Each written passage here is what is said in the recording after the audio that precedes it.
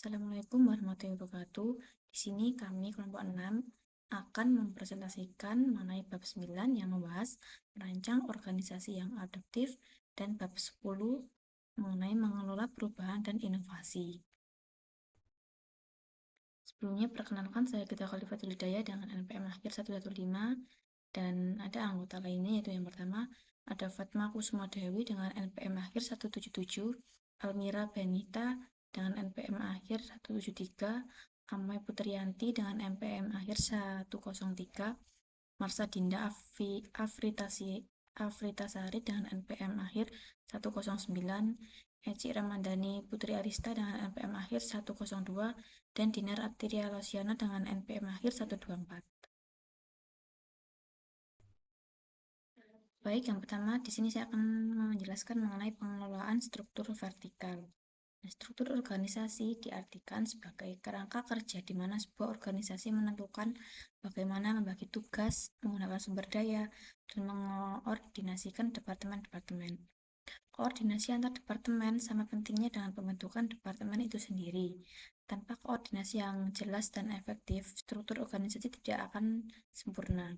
Tugas-tugas formal dan hubungan pelaporan tersebut membentuk kerangka pengendalian vertikal dalam organisasi yang divisualisasikan melalui peta organisasi. Nah, peta organisasi ini sebagai representasi visual dari struktur organisasi menggambarkan rantai perintah, menunjukkan tugas setiap departemen dan keterkaitannya.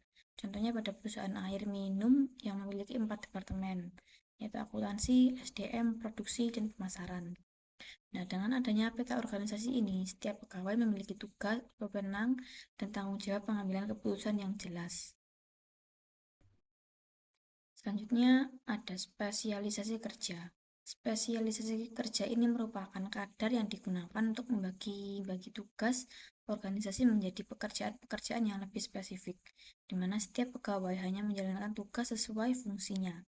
Cara ini terbukti meningkatkan efektivitas kerja, tapi jika berlebihan dapat membuat pegawai bosan dan terisolasi, mempersulit koordinasi antar bagian. Oleh karena itu, banyak perusahaan menerapkan kerja tim untuk menjaga keseimbangan antara spesialisasi dan koordinasi. Selanjutnya ada rantai perintah. Rantai perintah ini adalah garis wewenang yang menghubungkan semua orang dalam organisasi. Nah, terdapat dua prinsip utama yaitu kesatuan perintah. Tiap pegawai melapor pada satu SPV dan prinsip skalar. Garis wewenang menyakup semua pegawai secara jelas. Wewenang, tanggung jawab, dan delegasi. Wewenang adalah hak formal manajer untuk mengambil keputusan dan mengalokasikan sumber daya. Wewenang dibedakan menjadi 3 karakteristik. Yang pertama, wewenang diemban dalam kaitannya dengan jabatan, bukan orang. Artinya, seseorang ini menjadi manajer memiliki wewenang karena jabatan yang dipegangnya. Kedua, wewenang berlaku untuk bawahan. Meskipun wewenang memiliki jalur dari atas ke bawah melalui hierarki organisasi, para bawahan mematuhi wewenang tersebut karena mereka meyakini bahwa manajer memiliki hak yang sah untuk memberikan perintah. Dan terakhir, wewenang berjalan dari atas ke bawah dalam hierarki vertikal. Jabatan yang berada di puncak hierarki diembani wewenang yang lebih daripada jabatan-jabatan di bawahnya. Lalu selanjutnya, akuntabilitas. Akuntabilitas adalah sebuah mekanisme yang digunakan untuk menyejajarkan wewenang dan tanggung jawab. Akuntabilitas berarti orang yang berwenang dan bertanggung jawab harus melaporkan hasil tugasnya kepada pihak yang lebih tinggi. Akuntabilitas dapat dibangun melalui program insentif penilaian kinerja serta bonus berbasis hasil. Lalu ada kewenangan lini dan staf. Kewenangan lini adalah sebuah bentuk kewenangan di mana para individu yang memegang posisi dalam manajemen memiliki kekuasaan resmi untuk mengarahkan dan mengawasi bawahan secara langsung. Sedangkan kewenangan staf bersifat lebih sempit dan terdiri atas hak untuk memberi nasihat, rekomendasi, dan konseling dalam area kemampuan para staf ahli. Terakhir, ada ruang lingkup manajemen. Ruang lingkup manajemen adalah jumlah pegawai yang melapor kepada satu supervisor. Faktor yang memperbesar lingkup manajemen antara lain yaitu pekerjaan yang stabil dan rutin, bawahan yang terlatih, prosedur yang tersedia, serta sistem penuh yang memadai. Struktur tinggi memiliki lingkup sempit dengan banyak hierarki, sedangkan struktur datar memiliki lingkup luas dengan sedikit hierarki.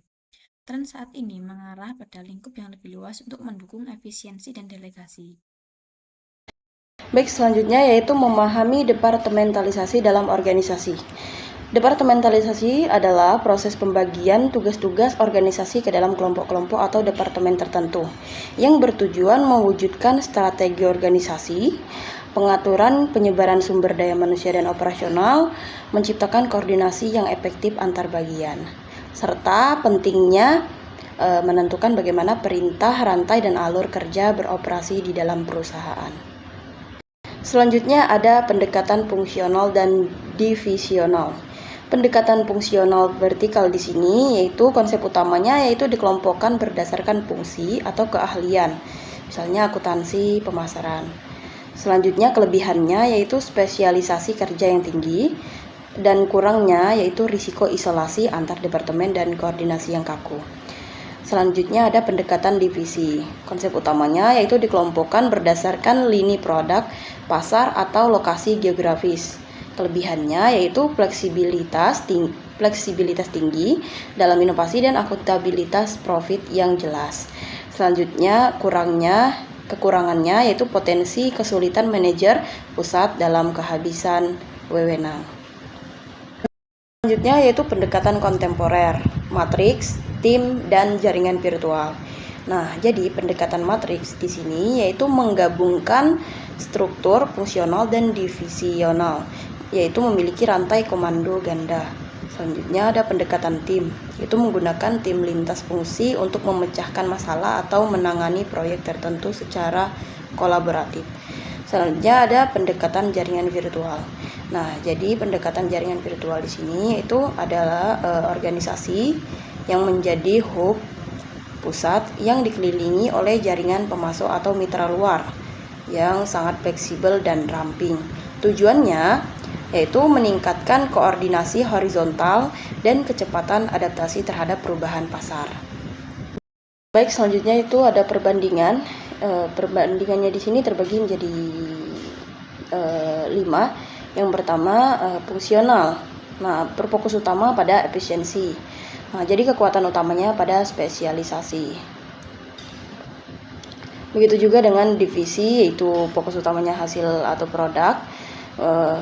Kekuatan utamanya fleksibilitas. Matriks yaitu keseimbangan. Kekuatan utamanya itu koordinasi ganda. Selanjutnya ada tim. Tim di sini fokus utamanya ada kolaborasi. Jadi setiap tim harus berkolaborasi. Selanjutnya ada jaringan, yaitu fokus utamanya pada pengalihan daya. Kekuatan utamanya yaitu efisiensi biaya. Baik, sebelumnya perkenalkan nama saya Dinar Atriolosiana dengan NPM akhir 124. Di sini saya akan menjelaskan pengorganisasian untuk koordinasi horizontal. Jadi yang pertama ada sejarah perkembangan sosiologi. Jadi sosiologi ini lahir sebagai respon terhadap perubahan besar di Eropa, khususnya akibat revolusi Prancis. Terdapat latar belakang sejarah perkembangan sosiologi, yaitu perubahan struktur masyarakat dari feudal ke industri itu menimbulkan berbagai masalah sosial seperti kemiskinan, konflik, dan kriminalitas. Dan terdapat tokoh kunci di dalam sejarah perkembangan sosiologi, yaitu Auguste Comte, dijuluki Bapak Sosiologi karena dialah yang pertama kali menggunakan istilah sosiologi dan menekankan penggunaan metode ilmiah untuk mempelajari masyarakat positivisme. Baik, selanjutnya di nomor 2 yaitu ada paradigma sosiologi. Nah, sosiologi ini memiliki beberapa cara pandang paradigma untuk melihat fenomena sosial, antara lain yaitu ada paradigma fakta sosial, paradigma definisi sosial, dan paradigma perilaku sosial. Jadi paradigma fakta sosial sendiri itu menekankan bahwa struktur dan peranata sosial seperti aturan, norma, dan agama itu mempengaruhi perilaku individu secara memaksa dari luar. Selanjutnya ada paradigma definisi sosial, yaitu fokus pada bagaimana individu memaknai tindakan mereka dan bagaimana makna tersebut membentuk realitas sosial atau tindakan sosial. Dan selanjutnya ada paradigma perilaku sosial, yaitu menekankan pada perilaku individu yang konkret dan berulang sebagai respon terhadap rangsangan atau stimulus dari lingkungan atau orang lain. Di slide selanjutnya, nomor 3, terdapat sosiologi sebagai ilmu pengetahuan. Jadi sosiologi ini diakui sebagai ilmu karena 4 ciri utama, diantaranya ada empiris, teoritis, kumulatif, dan non-etis. Jadi empiris sendiri itu berdasarkan pengamatan atau observasi lapangan, bukan spekulasi atau akal sehat semata. Dan di teoritis, yaitu berusaha untuk menyusun abstraksi dari hasil observasi untuk menjelaskan hubungan sebab akibat. Dan di kumulatif, yaitu teori-teori sosiologi dibangun, diperbaiki, dan diperluas berdasarkan teori yang sudah ada sebelumnya. Dan selanjutnya di non-etis itu sosiologi tidak mencari baik buruknya suatu fakta, melainkan menjelaskan fakta tersebut secara analitis dan apa adanya. Baik, selanjutnya di nomor 4, yaitu ada objek studi dan fokus sosiologi. Jadi, terdapat beberapa objek, yaitu antara lain ada objek material, objek formal, dan fokus utama sosial. Di objek formal sendiri itu adalah hubungan antara manusia serta proses yang timbul dari hubungan manusia di dalam masyarakat.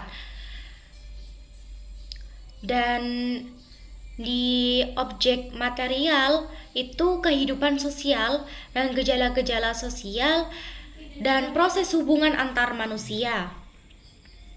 Selanjutnya, fokus utama di sosial itu adalah memahami bagaimana masyarakat itu berfungsi, berinteraksi, dan berubah.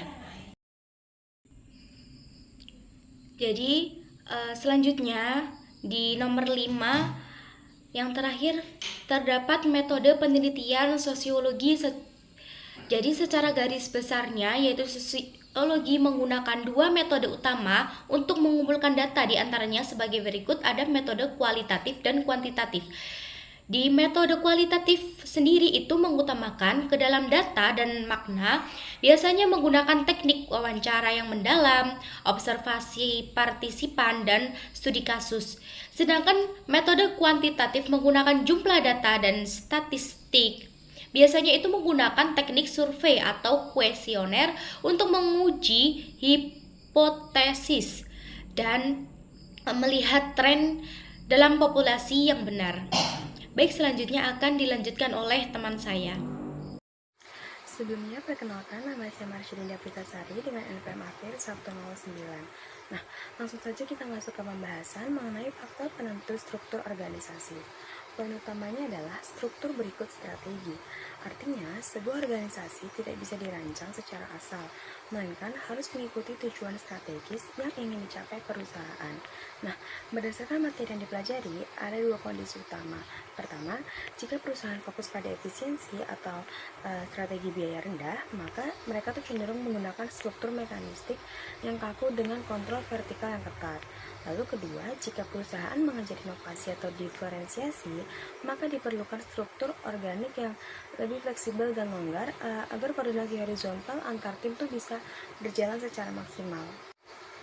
Lalu selanjutnya, bagi kita sangat penting untuk memahami teladan wewenang. Jadi, wewenang bukan sekedar hak untuk memerintah, tetapi merupakan tanggung jawab dan akuntabilitas. Manajer harus bisa memberikan teladan bagaimana menggunakan wewenang tersebut secara etis dan proporsional. Nah, poin penting lainnya adalah manajer harus mampu menyeimbangkan dimensi vertikal seperti rantai perintah dengan dimensi horizontal seperti koordinasi antar departemen. Lalu, organisasi yang sukses adalah organisasi yang adaptif yang bisa berubah dari struktur tradisional ke struktur yang lebih lincah seperti tim atau jaringan virtual sesuai dengan tuntutan zaman. Lalu yang terakhir, kita lihat pada praktik nyatanya melalui kasus Bank FNB NT. Masalah yang dialami tokoh Aisyah di bank tersebut menunjukkan bahwa ketidakjelasan wewenang dan struktur yang terlalu kaku tuh bisa menghambat implementasi teknologi baru. Nah, jadi kesimpulannya, dalam menghadapi perubahan lingkungan dan teknologi, seringkali penyesuaian kecil saja tidak cukup. Manajer harus berani melakukan pemeriksaan drastis terhadap struktur organisasi agar tetap relevan. Nah, jadi harus diingat, struktur itu dibuat untuk melayani strategi. Jadi jika struktur tersebut justru menghambat pergerakan perusahaan, maka struktur itulah yang harus diubah.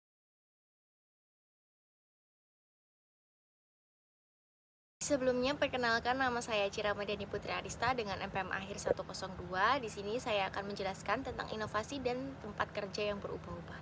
Yang pertama ada definisi perubahan organisasional, yaitu pengadopsian sebuah ide atau perilaku baru oleh suatu organisasi. Yang kedua ada tujuan perubahan, yaitu organisasi seringkali harus melakukan perubahan secara cepat dan dramatis untuk menghadapi lingkungan yang terus berubah-ubah agar tetap dapat bertahan hidup. Selanjutnya ada dua aspek penting dalam perubahan organisasional, yaitu perubahan dalam organisasi mencakup pengenalan produk dan teknologi bisnis serta perubahan pada orang-orang dan budaya. Selanjutnya ada pendekatan ambidextrous atau untuk berhasil melakukan perubahan organisasi harus menjadi ambidextrous, yaitu mampu menggabungkan struktur yang fleksibel untuk menciptakan ide, yaitu impuls kreatif, dengan struktur yang lebih kaku untuk menerapkan inovasi secara sistematis. Baik, selanjutnya ada pentingnya inovasi. Nah, di era ekonomi kreatif saat ini, perusahaan yang tidak mampu berinovasi dan beradaptasi dengan cepat terhadap lingkungan yang berubah-ubah akan mati. Nah, yang kedua ada kekuatan pendorong, yaitu perubahan dipacu oleh faktor luar seperti tuntutan pelanggan atau regulasi hukum, dan faktor internal seperti keinginan manajer untuk meningkatkan efisiensi. Selanjutnya ada kekuatan pendorong, yaitu perubahan yang dipacu oleh faktor luar seperti tuntutan pelanggan atau regulasi hukum, dan faktor internal seperti keinginan manajer. Yang selanjutnya ada mengubah hal-hal tertentu, yaitu produk dan teknologi baru. Yang pertama yaitu perubahan produk, yaitu inovasi pada barang atau jasa yang dihasilkan agar tetap kompetitif di pasar. Selanjutnya ada perubahan teknologi, yaitu inovasi pada proses produk atau cara kerja organisasi agar operasional menjadi lebih efisien. Nah, ada 3 strategi inovasi. Yang pertama ada eksplorasi, yaitu tahap awal di mana ide-ide untuk produk dan teknologi baru dilahirkan. Yaitu yang pertama ada kreativitas, inkubator ide, karakteristik organisasi kreatif, dan yang kedua ada kerjasama, yaitu ada terdiri dari koordinasi internal atau model keterkaitan horizontal. Yang kedua ada koordinasi eksternal atau inovasi terbuka. Yang ketiga ada kewirausahaan yang berisikan dengan manajer sebagai agen perubahan dan juga sebagai dukungan. Materi selanjutnya akan dijelaskan oleh rekan saya. Terima kasih. Baik, Assalamualaikum warahmatullahi wabarakatuh. Perkenalkan, nama saya Fatma Kusuma Dewi dengan NPM 250 130 10 177, yang dimana saya akan melanjutkan presentasi dari rekan saya, yaitu dimana saya akan membahas terkait subbab mengubah orang-orang dan budaya, yang dimana perubahan organisasi tidak hanya pada sistemnya dan strukturnya saja, tetapi juga pada manusianya. Nah, fokus utamanya yaitu pada perilaku karyawan, lalu pada pemikiran atau mindset, dan nilai serta budaya kerja. Nah, tujuannya yaitu untuk meningkatkan adaptasi terhadap perubahan, lalu juga mendukung inovasi dan kinerja organisasi. Ada poin yang A, yaitu pelatihan dan pengembangan. Pelatihan sendiri atau training, yaitu proses meningkatkan keterampilan teknis karyawan, fokus pada jangka yang pendek.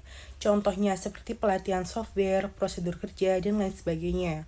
Lalu untuk pengembangan atau development ini, yaitu proses meningkatkan kemampuan yang berfokus pada jangka panjang. Dan fokusnya itu juga pada karir serta potensi di individunya itu sendiri. Contohnya ada leadership dan juga problem solving seperti itu. Lalu yang berikutnya masih dalam poin A yaitu pelatihan dan pengembangan. Ada tujuan pelatihan dan pengembangan yaitu meningkatkan kompetensi karyawan, lalu membantu adaptasi terhadap perubahan organisasi, meningkatkan produktivitas dan efisiensi, mempersiapkan karyawan untuk posisi lebih tinggi, dan juga mengurangi kesalahan kerja. Nah, manfaat pelatihan dan pengembangan ini apa saja sih? Yang pertama, bagi karyawan khususnya, yaitu untuk meningkatkan kepercayaan diri, lalu pengembangan karir, dan untuk organisasi itu yang pertama ada kinerja lebih optimal. SDM lebih siap menghadapi perubahan dan juga mengurangi resistensi terhadap perubahan. Nah, metode pelatihan dan pengembangan. On the job training yang pertama, yaitu belajar langsung di tempat kerja. Yang kedua ada off the job training atau pelatihan di luar pekerjaan. Biasanya itu seperti workshop, seminar, dan lain sebagainya. Lalu yang ketiga ada coaching dan mentoring, atau di sini seperti bimbingan dari atasan maupun senior. Dan yang terakhir ada e-learning, yaitu pelatihan berbasis digital seperti itu. Baik, berikutnya kita masuk pada poin yang B, yaitu pengembangan organisasi, yang dimana merupakan proses perubahan terencana untuk meningkatkan efektivitas organisasi. Nah, fokusnya itu ada pada budaya organisasi, lalu struktur dan sistem, juga hubungan kerja. Dan ini tuh bersifat jangka panjang dan menyeluruh. Tujuannya tuh apa sih untuk pengembangan organisasi ini? Nah, tujuannya yaitu meningkatkan kinerja organisasi itu sendiri, lalu yang kedua menciptakan budaya kerja yang positif, meningkatkan kerja sama tim, dan mengurangi konflik dalam organisasi, serta yang terakhir yaitu meningkatkan kemampuan adaptasi terhadap perubahan. Nah, karakteristik pengembangan organisasi ini ada berbasis pada ilmu perilaku atau behavioral science. Lalu yang kedua, melibatkan seluruh anggota organisasi. Yang ketiga, bersifat sistematis dan terencana. Dan yang terakhir yaitu fokus pada perubahan budaya dan sikap. Seperti itu. Baik, yang berikutnya masih pada poin B atau pengembangan organisasi. Di sini ada teknik pengembangan organisasi. Yang pertama ada team building, yaitu meningkatkan kerjasama tim. Lalu yang kedua ada survei feedback, yaitu mengumpulkan dan menganalisis feedback dari karyawan. Lalu yang ketiga ada sensitivity training, yaitu meningkatkan kesadaran diri dan hubungan interpersonal. Dan yang terakhir ada proses consultation, yaitu konsultasi untuk memperbaiki proses kerja. Lalu yang terakhir ada peran pengembangan organisasi dalam perubahan. Di sini perannya yaitu yang pertama membantu organisasi menghadapi perubahan eksternal, lalu yang kedua mengurangi resistensi karyawan, ketiga mendorong budaya inovatif, dan yang terakhir meningkatkan fleksibilitas organisasi. Assalamualaikum warahmatullahi wabarakatuh. Perkenalkan, nama saya Almira Benita dengan NPM 25013010173. Di sini saya akan menjelaskan materi lingkungan bisnis dan manajemen, melanjutkan dari teman saya sebelumnya pada bab 10 mengenai melaksanakan perubahan. Jadi melaksanakan perubahan itu merupakan tahap akhir dalam proses perubahan organisasi, yaitu merealisasikan ide atau inovasi ke dalam praktik nyata. Nah, perubahan itu tidak akan memberikan manfaat apabila tidak diimplementasikan secara efektif. Yang pertama, keharusan melakukan perubahan. Seorang individu itu bersedia melakukan perubahan karena terdapat adanya krisis, muncul masalah yang nyata, atau muncul tekanan dari lingkungan eksternalnya. Nah, perubahan itu juga perlu dilakukan saat terjadi kesenjangan kinerja, sehingga manajer perlu menciptakan kesadaran agar organisasi terdorong untuk melakukan perubahan. Oleh karena itu, manajer bertanggung jawab untuk menganalisis lingkungan, mengidentifikasi kelebihan dan juga kekurangan dari organisasi, serta menunjukkan bahwa perubahan adalah kebutuhan yang mendesak. Nah, tanpa adanya urgensi, organisasi itu memiliki resiko terlambat dalam merespon perubahan lingkungan dan gagal dalam bersaing. Selanjutnya, penolakan terhadap perubahan. Jadi, karakteristik dari penolakan itu yang pertama adalah penolakan adalah hal yang umum dalam proses perubahan. Kemudian, pegawai cenderung mempertahankan status quo-nya sehingga mereka memilih untuk menolak terkait perubahan. Kemudian yang ketiga, penolakan dapat terjadi secara individu maupun kelompok. Nah, faktor penyebab penolakan itu yang pertama adanya kepentingan pribadi, kemudian kurangnya pemahaman dan kepercayaan, dan yang ketiga adalah ketidakpastian perbedaan penilaian dan juga tujuan. Selanjutnya adalah analisis tumpuan bidang atau force field analysis. Jadi perubahan adalah hasil interaksi antara kekuatan pendorong atau driving forces dan kekuatan penahan atau resisting forces.